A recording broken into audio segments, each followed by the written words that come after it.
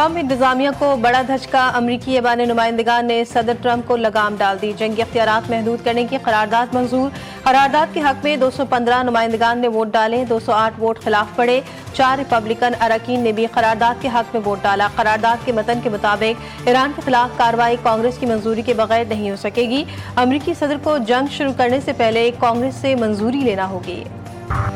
امریکہ اب ایران کے خلاف دوبارہ جنگ نہیں کرے گا، صدر ٹرمپ نے اپنے مشیروں کو آگاہ کر دیا۔ وال اسٹریٹ جرنل کا دعویٰ، رپورٹ میں کہا گیا کہ صدر ٹرمپ نے مشیروں سے کہا ہے جب تک ایران کی جانب سے امریکی فوجیوں کو نشانہ نہیں بنایا جاتا تب تک دوبارہ جنگ نہیں ہوگی۔ رپورٹ کے مطابق ٹرمپ انتظامیہ سفارتی حل کو ترجیح دے رہی اور جنگ کو مزید پھیلانا نہیں چاہتی۔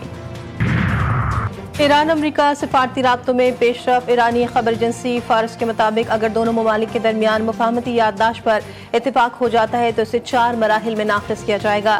رپورٹ میں واضح کیا گیا کہ مذاکرات کا عمل جاری ہے، ابھی تک کسی حتمی معاہدے تک نہیں پہنچا جا سکا۔ ایران کا کہنا ہے کہ کسی بھی ایسے معاہدے کو قبول نہیں کیا جائے گا جس میں لبنان سے متعلق معاملات کو نظر انداز کیا جائے۔ امریکہ کی جانب سے پیش کیے گئے نئے مسودے پر ایران نے تاحال باضابطہ جواب نہیں دیا۔ ایران کے ساتھ جنگ بندی معاہدے، امریکی صدر نے پھر نئی تاریخ بتا دی۔ کہتے ہیں ایران اور امریکہ کے درمیان جاری مذاکرات مثبت سمت میں تیزی سے آگے بڑھ رہے ہیں۔ انہوں نے کہا کہ امریکہ اب ایران کے ساتھ جنگ بندی معاہدے کے بہت قریب پہنچ چکا ہے، آئندہ چند دنوں حتیٰ کہ اس ہفتے کے اختتام تک بھی طے پا سکتا ہے۔ ایران کے ساتھ معاملات میں کسی بھی امکان کو رد نہیں کیا جا سکتا۔ مزید کہا امریکہ 2 یا 3 ہفتے مزید کارروائی جاری رکھ کر ایران میں سب کچھ تباہ کر سکتا ہے، لیکن یہ ترجیح نہیں۔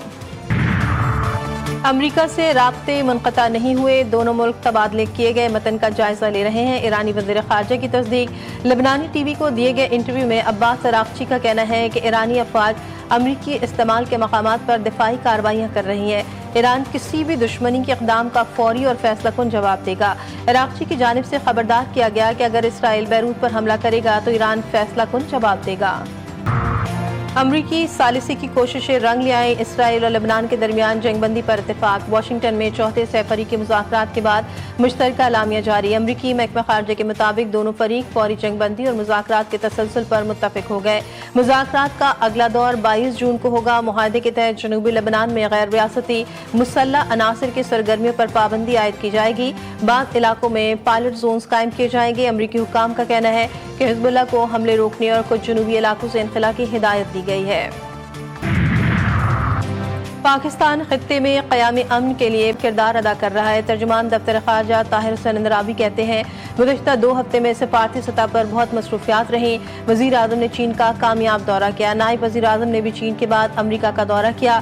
شہباز شریف کی چین میں اعلیٰ قیادت سے ملاقاتیں ہوئی، اسحاق ڈار نے بھی امریکی وزیر خارجہ سے ملاقات کی۔ مارکو روبیو سمیت امریکی قیادت نے امن کے لیے پاکستان کی کوششوں کو سراہا۔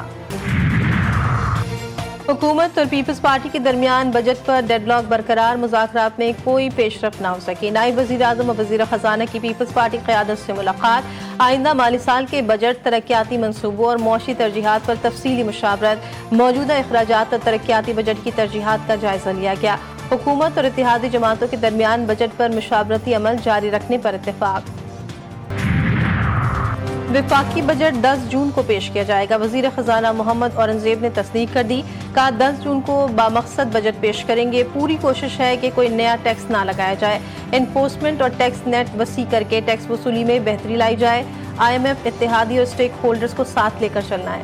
ریئل اسٹیٹ اور تعمیراتی شعبے کو فروغ دینے کا مشن، وفاقی حکومت نے بجٹ میں جائیداد کی خرید و فروخت پر عائد ٹیکس میں بڑی کمی کی ٹھان لی۔ فائلرز کے لیے غیر منقولہ جائیداد خریدنے پر ٹیکس کی شرح 1.5% سے کم کر کے 0.25%، غیر منقولہ جائیداد کی فروخت پر ٹیکس 4.5% سے کم کر کے 1.5% کرنے کی تجویز۔ معاملے پر IMF سے مذاکرات جاری۔ پاکستان کا تجارتی خسارہ تاریخ کی بلند ترین سطح پر پہنچ گیا۔ رواں مالی سال کے 11 ماہ میں تجارتی خسارہ 34.75 کروڑ ڈالر سے تجاوز کر گیا۔ ادارہ شماریات نے بیرونی تجارت کے اعداد و شمار جاری کر دیے۔ 11 ماہ میں برآمدات 27.90 کروڑ ڈالر سے زیادہ کی رہیں۔ برآمدات میں 5.61% کی کمی، درآمدات میں 5.94% اضافہ ہوا۔ آئندہ माली साल के सूबाई बजट पर मुशावरत। वज़ीर आला खैबर पख्तूनख्वा सुहेल आफरीदी ने बानी PTI से जेल में मुलाकात की इजाज़त मांग ली। इस्लामाबाद हाई कोर्ट में दरख्वास्त दायर, मौक़िफ़ इख्तियार किया कि बजट हसास मामला है, आईनी, कानूनी और इंसानी बुनियादों पर बानी PTI से मुलाकात की इजाज़त दी जाए। बजट की मंजूरी बानी PTI ने देनी है, लिहाजा मुलाकात ज़रूरी है।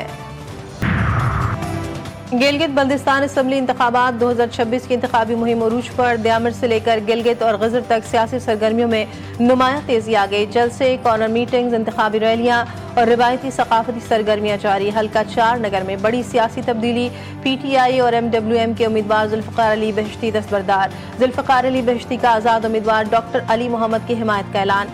डॉक्टर अली मोहम्मद की इंतखाबी पोजीशन मजीद मजबूत हो गई। कराकरम नेशनल मूवमेंट भी डॉक्टर मोहम्मद अली के हक में दस्तबरदार।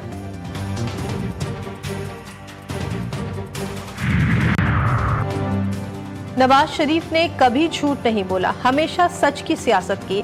गिलगित बल्दिस्तान में तरक्की की बुनियाद रखी, सड़कों का जाल बिछाया। गिलगित बल्दिस्तान और हुंजा के अवाम को तरक्की के लिए नवाज शरीफ चाहिए। आबिश शेर अली का हुंजा में वर्कर्स कन्वेंशन से खिताब। लीगी रहनुमा खुर्रम दस्तगीर ने कहा, आइंदा 5 साल में हुंजा की तकदीर बदल जाएगी। मुस्लिम नून इस इलाके के मुतालबात पूरे करने की अहल है।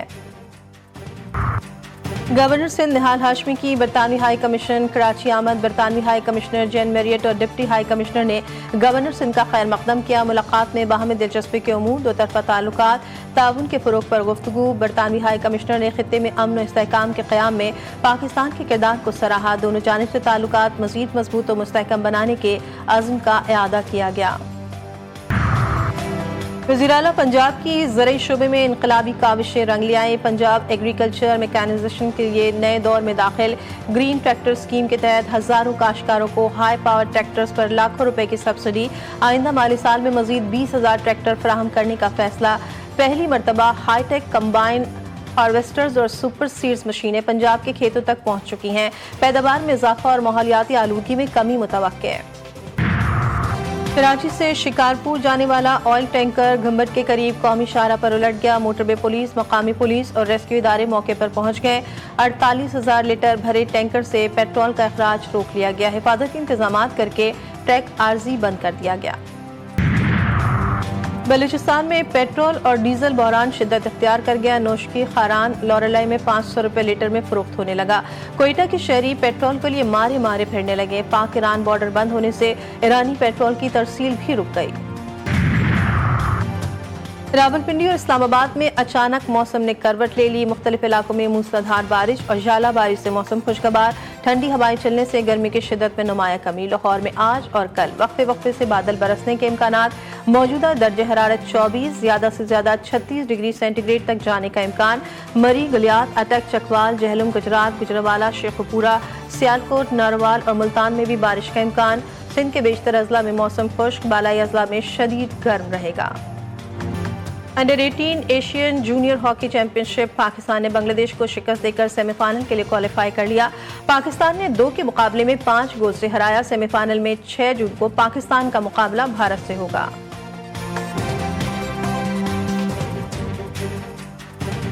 और मन कुंतु मौला फहाजा अली मौला, ये सिर्फ एक जुमला नहीं, ये तकमील दीन का ऐलान है, इत्माम नेमत का पैगाम है जो वक्त की गर्द में कभी मध्यम न हो सका।